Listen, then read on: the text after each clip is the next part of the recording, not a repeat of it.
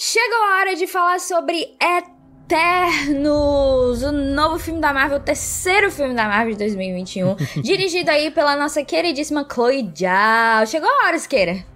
Rapaz, faz 2 anos que a gente viu. Vai fazer 2 anos agora, vamos praticamente 2 anos. É verdade. Que a gente viu os primeiros materiais de Os Eternos. Faz 2 anos que a gente tá esperando esse filme. E aquelas cenas da CCXP foram excelentes, a gente ficou louco, pois é, já faz tudo isso. Olha, lembrando, a gente ainda tem mais um filme da Marvel Studios esse ano. Meu Deus, que é isso, Luiz? É assim, a gente, obviamente esse é o vídeo sem spoilers, a gente vai falar o que achou, dar impressões gerais sobre o filme, né? Siqueira, antes de a gente entrar nisso, na verdade, eu queria saber de tu, como é que tava a tua expectativa pra esse filme, em relação não só ao fato de ele ser um filme da Marvel falando sobre os Eternos, mas também sobre o que ele propunha, como é que tu tava esperando? Bom, na verdade eu tava esperando um novo filme da Chloe Zhao, certo? Eternos sempre foram personagens que não foram muito explorados pela Marvel. A gente teve a minissérie clássica, a maxi-série clássica lá do Jack Kirby, que introduziu esses personagens, que trouxe a maioria desses conceitos malucos. A gente teve depois uma minissérie escrita pelo Neil Gaiman, muito boa, e que, aliás, muito do filme é tirado dela. Mas o que eu tava esperando, o que eu tava realmente com expectativa de ver, era como o estilo da Chloe Zhao, que sempre foi muito intimista, que sempre explorou muito os cenários e como essa vastidão desses cenários influem nos personagens. Eu queria saber como o estilo dela ia entrar dentro entre muitas aspas aqui, fórmula Marvel. Que muita gente diz, os filmes da Marvel sempre seguem uma fórmula, não sei o quê. Enfim, eu queria ver como isso ia funcionar. A minha expectativa estava mais nisso. A Chloe Zhao sempre falou que era muito fã de ficção científica e tal, mas os filmes dela são sempre muito pé no chão. Então eu queria ver como essa mistura ia funcionar. A minha expectativa estava nisso. Eu diria que a abordagem dela, a gente consegue ver muito o estilo dela no filme, e eu diria que, assim, a gente acompanhou várias entrevistas que ela deu ao longo desses anos, né, e ela sempre realmente foi muito clara nas influências dela, né, ela menciona, tipo, mangá, anime, etc, ela escrevia fanfic, ela dizia antes, então, assim, ela tem uma experiência de criação que vai além do que ela já tinha demonstrado antes com os filmes dela, porque, assim, se ela fazia filmes indies, né, ela fazia esses filmes independentes, focados em histórias humanas e tal, a gente entende que existe uma limitação em termos de orçamento e etc. Então é meio que como ela tivesse a chance agora, usando Eternos, né, de brincar num playground maior, né? Então, enquanto esse filme ainda está dentro do MCU e ainda tem que lidar com esses conceitos que estão limitados, digamos assim, por um universo que já existe, ainda assim ela conseguiu colocar não só a própria marca dela, mas também usar toda essa questão religiosa, por assim dizer, né, que a gente pode classificar como religiosa dentro do filme, pra explorar essa discussão que, assim, na minha opinião, foi a melhor coisa do filme. A discussão ideológica, os princípios dos Eternos entrando em conflito, né? O dever entrando em conflito com o amor, etc. Esse tipo de discussão eu acho que vem muito da Chloe Zhao e eu acho que ela conseguiu bastante imprimir isso no filme. A gente consegue ver, e não só em relação ao fato dela ter filmado em locações reais, né? Essa piada que, meu Deus, dá pra fazer, sim, filme da Marvel em locações reais. Não só isso, mas principalmente, na minha opinião, como tu mencionou, ela é um pouco otimista. A gente consegue sentir isso em relação aos Eternos entre si, o jeito que eles se relacionam. Uma coisa que sempre me preocupou, Lu, desde que o filme foi anunciado, é um elenco muito grande. São muitos personagens, são muitos protagonistas, são muitos heróis a serem apresentados de uma vez só. Como é que ela vai fazer isso num filme de 2h30? Como é que ela vai conseguir fazer com que a gente se importe com esse grupo imenso de personagens em 2h30? Pra mim, funcionou, sabe? A Marvel meio que acostumou a gente a ter, vamos apresentar esse personagem aqui no filme, esse personagem aqui no filme, esse personagem aqui no filme, depois vamos unir todo mundo. E pra sempre dar tempo pra história de cada um respirar. Aqui em Eternos, pra mim, funcionou. Ela escolheu, obviamente, uma protagonista, que foi a Cersei, da Gemma Chan. Ela é a protagonista do filme. Os outros personagens, a gente vai reencontrando, no caso dela, né?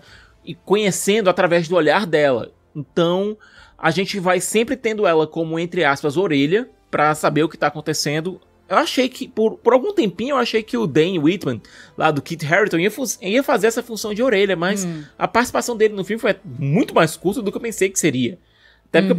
Até porque eu acho que o próprio filme entende, olha, ele não é um eterno, ele é um humano. A gente vai colocar esse personagem aqui pra dizer que ele é a conexão atual da Cersei com a humanidade, mas a gente precisa centrar nos eternos, então vamos centrar neles.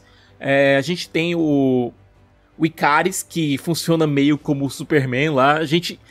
Eu esperava até uma maior interação entre o Ikaris e o Dane Whitman por conta do passado de Game of Thrones, sabe? Eu achei que eles iam querer aproveitar alguma coisa do tipo, fazer uma brincadeirinha, mas nem rolou. Só rolou uma assim, tem um mini encontro dos dois, né? O Kit Harington, inclusive, ele tinha na coletiva de imprensa mencionado que, caramba, a gente mal tem tempo de tela. A gente se conhece há um tempão e a gente nunca consegue trabalhar junto de verdade. Vamos mudar isso aí, man.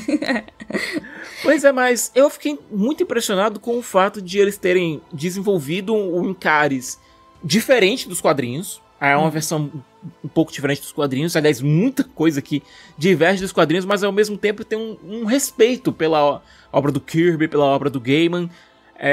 Eu gostei muito do que eles fizeram com a mitologia dos Eternos. Como colocar essa mitologia dentro do MCU. Uma mitologia que o Jack Kirby pensou de uma forma muito, muito fora da caixa, até mesmo para os padrões da Marvel dos anos 70.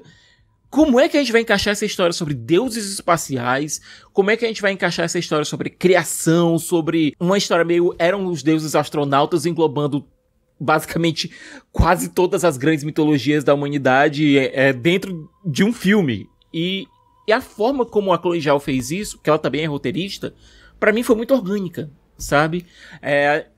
Alguns pequenos diálogos, por exemplo, colocando que a Tina, da Angelina Jolie, ela foi a base pro mito da Atena, pra deus Atena. Ela foi a protetora de Atenas, ela foi a protetora daquela cidade que nomeou a cidade em nome dela. Pequenas coisas assim, o próprio Ikaris, colocando que a Duende inventou aquela fábula do Ícaro que voou muito perto do Sol, e como isso se comunica em um determinado ponto do filme, sabe?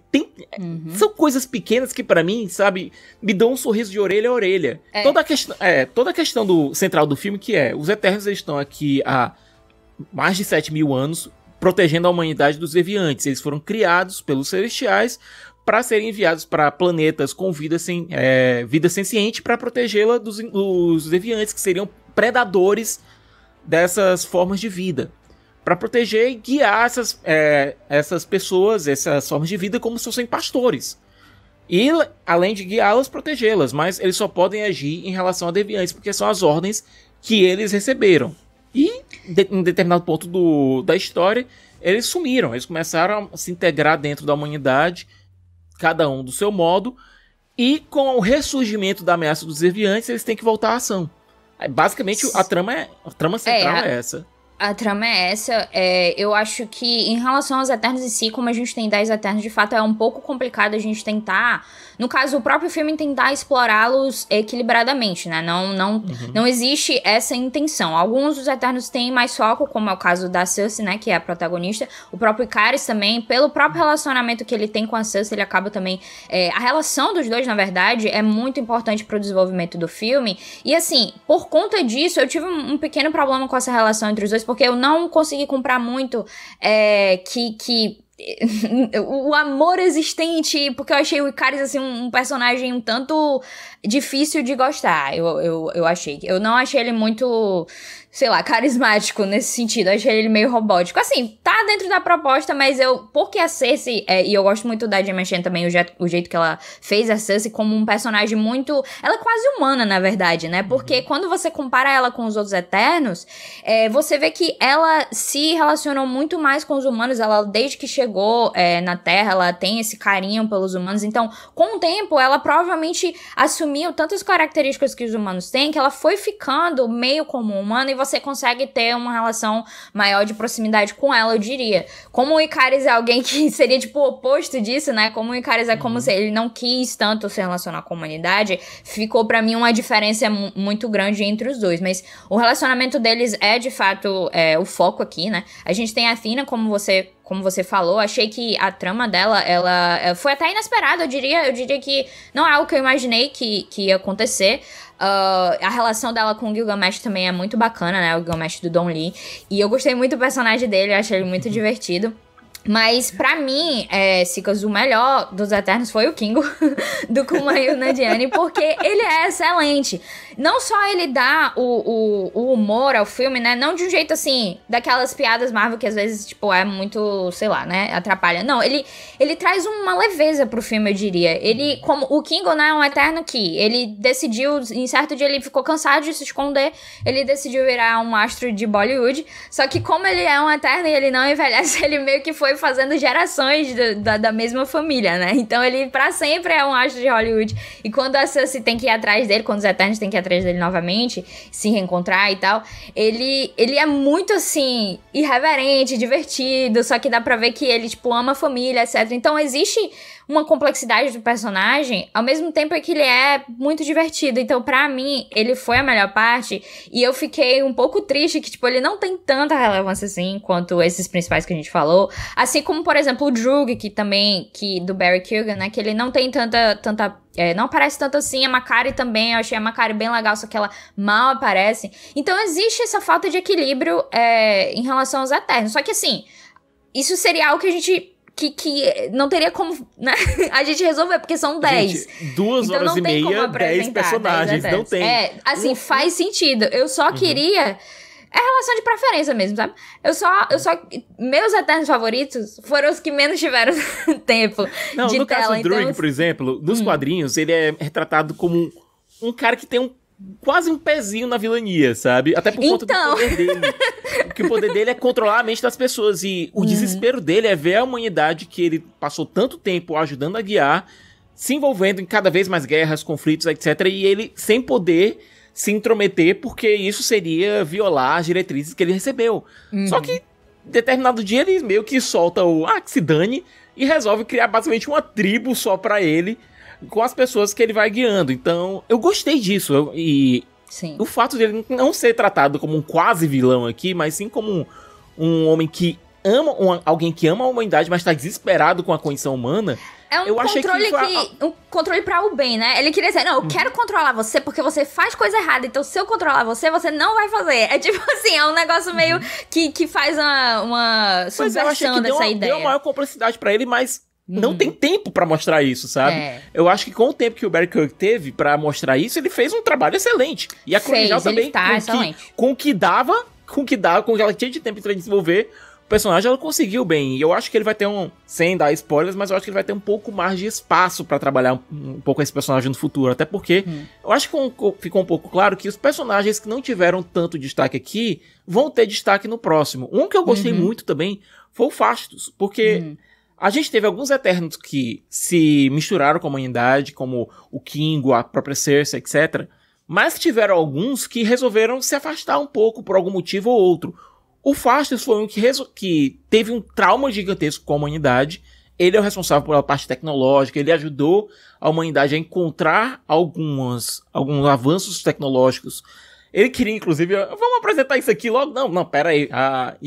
E aí, já que é a líder pra Salma Hayek... Pra a galera lá... diversos botar anos carro no meio um carro. Não dá. E tipo... na hora que a gente tem grandes avanços que foram usados de maneira ruim pela humanidade, ele se desespera. Então ele resolve se isolar. Mas não se isolar, vou virar um ermita. Não, eu vou criar minha própria família e vou não usar meus poderes. Vou ficar aqui criando minha família. Então ele continuou tendo carinho pela humanidade, mas sabendo que o que ele pudesse trazer de avanço para a humanidade seria utilizado de maneira bélica, seria utilizado para destruir. Então você vê essa dualidade no personagem. Como tu falou, a relação do Gilgamesh com a Tina e cara, eu adoro o Don Lee desde Invasão Zumbi, sabe? Ele é excelente naquele filme, sério. Pois é, e eu vi muito da ligação dos dois personagens, do personagem dele naquele filme com o personagem dele aqui, porque são dois personagens que primeiro, são muito carismáticos, que são grandes, maiores que a vida, que você olha pros caras e vê, pô, que cara carismático e tal. E são dois caras que utilizam muito o combate corpo a corpo. Então, sei lá, quando eu vi o Don Lee aqui e vi o arco dele junto da Tina, eu não consegui não me lembrar de Invasão Zumbi, sabe? Eu concordo. Então, é aquela coisa, durante essas 2 horas e meia, eu consegui ter carinho por esses personagens, sabe? Eu consegui ter carinho por eles. Até a questão do Ikaris, você vê que o personagem está sendo puxado em 1000 direções diferentes, eu gostei disso. Pra mim, quem ficou faltando um pouco mais de destaque foi a Jack. Por mais que as ações dela tenham ramificações durante o filme inteiro, eu queria ter visto mais da Salma Hayek, sabe? É uma atriz que eu gosto muito. A gente tem poucas personalidades tão fortes latinas assim no MCU. As cenas que ela tem são incríveis.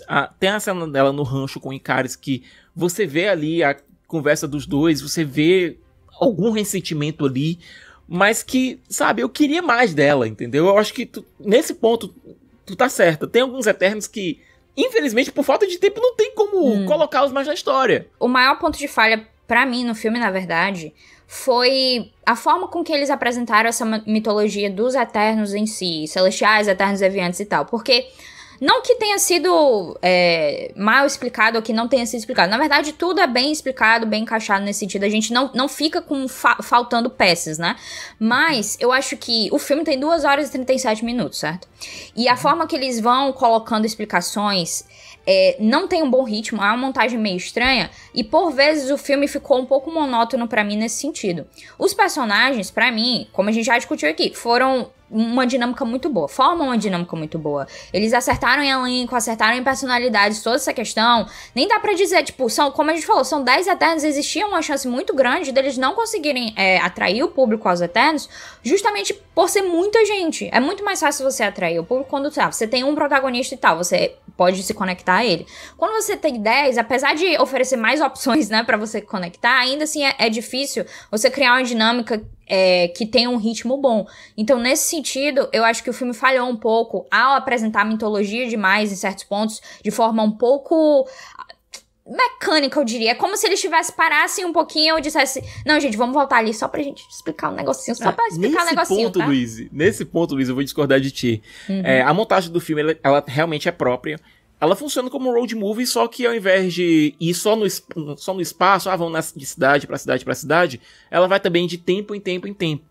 E é aquela coisa, um eterno encontra com outro, eles lembram de alguma coisa que aconteceu em algum ponto do passado, que vai trazer alguma informação relevante. O epílogo do filme também é uma coisa que foi meio colocada de maneira meio troncha, sabe? O filme tem ele vai seguindo, ele tem um clímax, depois tem um epílogo, pra tentar fechar as histórias. Pra mim, algumas coisas que foram colocadas nesse epílogo foram colocadas de maneira depois a gente explica, sabe?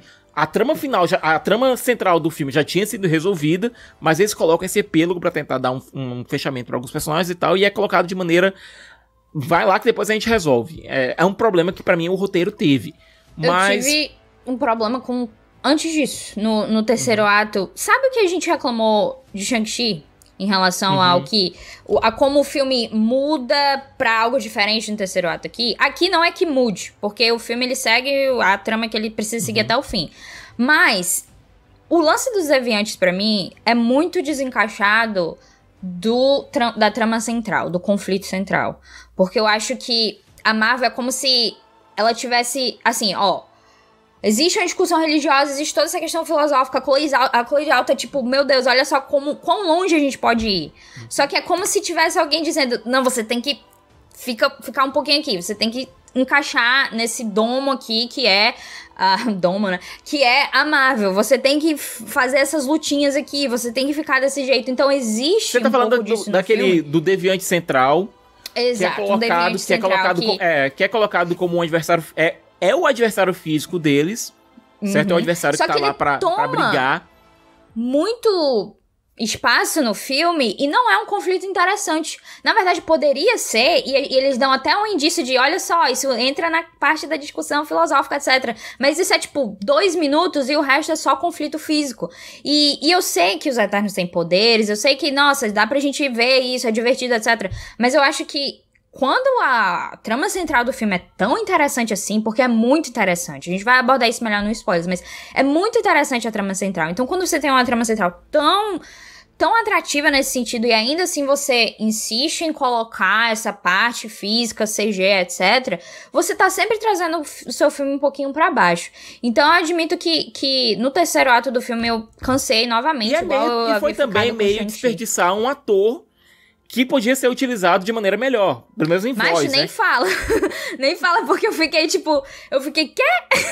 Pois é, porque o Deviante Central, o Deviante Maior Inimigo, não, o nome dele não é nem falado no filme, sabe? Não é, só é colocado apenas os créditos, mas é vivido pelo Bill Skarsgård, pelo menos em voz, é colocado lá, só voz, entre aspas. Tinha lá um stand-in fazendo lá o papel no set e tal, mas quando foram fazer a pós-produção, escalaram o Bill Skarsgård pra fazer a voz do personagem. O nome dele não é falado, é colocado inicialmente uma motivação pra ele que eu achei muito boa. Eu achei muito boa a motivação do personagem, mas quando ele é colocado no meio do conflito do terceiro ato, ele é colocado apenas pra perfumaria, só colocado pra, olha, ó a cena de luta bacana aqui, tá vendo? Ó, a cena de luta tá aqui, enquanto a gente tá tendo o conflito central sendo resolvido em outro canto, a gente tem uma cena de luta acontecendo pra distrair a galera, basicamente. E até meio estranho você ter que distrair, é tipo assim, pra quê? Pra que você não precisa disso? Até mesmo a forma que a luta tá acontecendo ao mesmo tempo, você não entende por que ele tá fazendo isso. Ele podia estar do outro lado desse conflito e faria mais sentido. Exatamente. Sabe? Então acaba tendo um probleminha nesse sentido. E eu acho que, assim, como tu havia falado, né, de quando eles estão no dias presentes e voltam no passado, etc. Eu achei, é bem similar, novamente trazendo Shang-Chi, com Shang-Chi aconteceu algo similar no sentido de que ele mostrava a história do Wen-Wu, mostrava a história do Shang-Chi, voltava um pouquinho, etc. Achei similar nesse sentido, mas eu achei que a forma como foi feito o Shang-Chi foi um pouco melhor desenvolvida, porque tem um vínculo emocional mais forte. Aqui eu achei que pareceu meio, vamos voltar no tempo pra contar esse conto de história que aconteceu lá atrás. E eu queria, na verdade, eu até queria ver mais disso, porque as referências que tu tinha mencionado antes, né, da Athena, ser Atena, etc, essas coisas, Ícaris, etc, eu achei bem bacana. Então eu achei que talvez, se eles tivessem usado essa oportunidade pra mostrar, de fato, tipo, coisas acontecendo, tipo, olha lá, durante os créditos, Atena, a gente vê uma pincelada em relação a isso, né, quando vai aparecendo novos atores, a gente vê obras de arte do período, encaixando o mito. Teria sido tão massa ver isso, não é? De verdade, assim, tipo, eles fazendo certas coisas. Tá com 2h30. Não, então, tudo bem. Vai passando, a gente fica pensando... Eles usam esses flashbacks pra apresentar a trama. É tipo assim, pra apresentar pontos que são relevantes pra apresentar na trama. Então... e também apresentar, olha, eles estavam nesse período da história aqui e tal, fizeram esse tipo de interferência. Aí eu fico pensando, seria bacana ver isso numa série, né? Tanta gente aqui, eu acho que seria uma série sobre eles, seria bacana e tal, mas...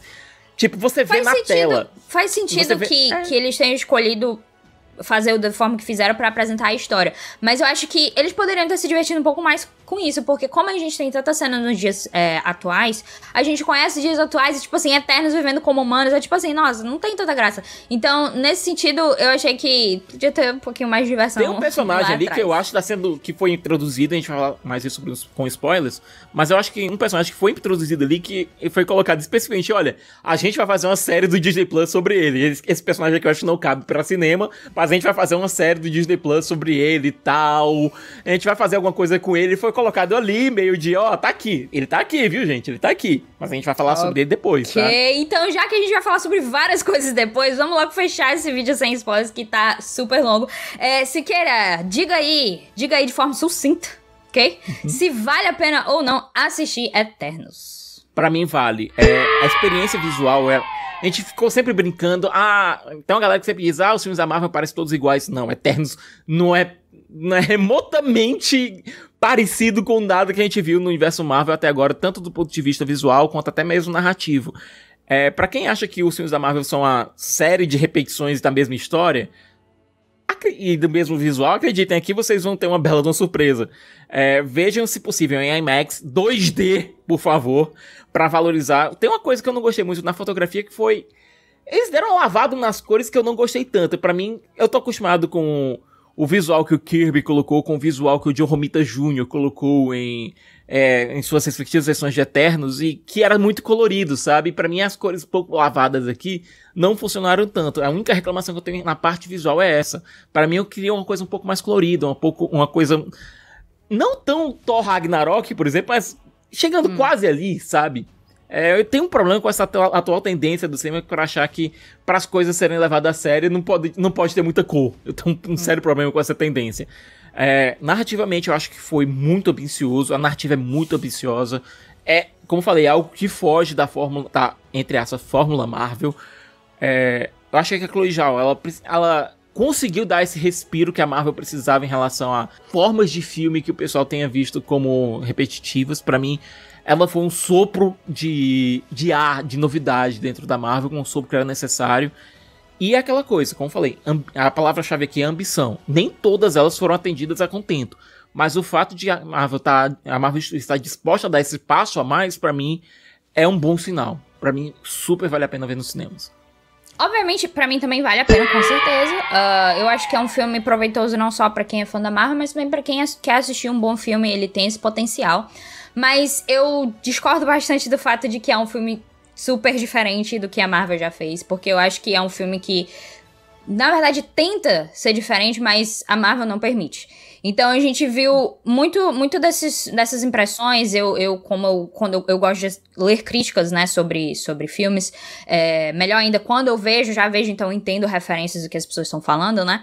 Eu concordei com bastante do que disseram em relação ao fato de que o filme tenta ir, e a gente vê a Chloe Zhao indo nessa direção, e a gente vê as ambições dela, como falou, a gente vê o que ela poderia fazer se ela tivesse um pouco mais de liberdade nesse sentido, mas é como se a Marvel não tivesse disposta a evoluir além disso. É como se ela dissesse, cara, sim, você pode trazer essa visão aqui, você pode fazer toda essa discussão, e você pode expandir nisso até certo ponto. Porque quando você chegar ali, você não pode ir além disso. Então, eu acho que o filme é visualmente diferente e, assim, até interessante, mas acaba não tendo essa grandiosidade toda que nos foi prometido. Pelo menos, eu lembro que na cena mostrada na CCXP, eu realmente achei que fosse algo completamente diferente do que a gente tivesse visto até então. E ele consegue ser diferente em certos pontos, mas como tu falou, por exemplo, novamente nessa parte do Druig, eu achei que é muito visualmente desinteressante. Nessa floresta é muito visualmente desinteressante. De fato, se a gente fosse imaginar uma sociedade criada pelo Druig ali escondida na floresta, eu acho que poderia ter sido alguma coisa um pouco mais diferente. Talvez até pegue alguns elementos da época na qual ele resolveu começar a fazer isso, sabe?